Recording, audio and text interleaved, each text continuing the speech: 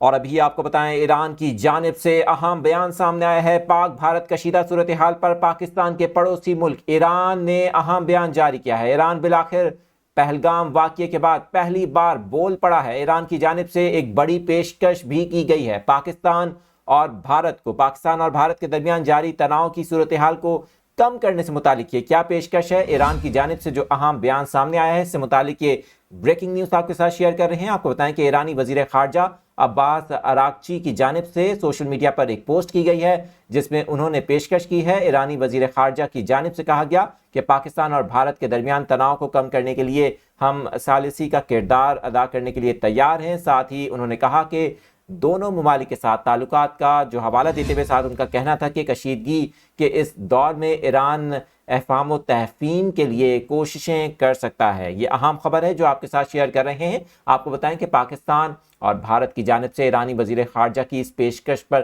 تاحال ابھی تک کوئی رد عمل سامنے نہیں آیا ہے کہ کیا اس پیشکش کو پاکستان یا بھارت قبول کرتا ہے۔ جو ثالثی کا کردار ادا کرنے کی بات کی ہے پڑوسی ملک ایران کی جانب سے، آپ کے ساتھ یہ بریکنگ نیوز شیئر کر رہے ہیں۔ آپ کو بتائیں کہ ایرانی وزیر خارجہ کا بیان سوشل میڈیا پر سامنے آیا ہے۔ پاک بھارت کشیدہ صورتحال پہلگام واقعے کے بعد جس میں پاکستان نے بھی اہم اقدامات اٹھائے، بھارت کے اقدامات کا جواب دیا اور اب ایران کی جانب سے اہم بیان سامنے آیا ہے۔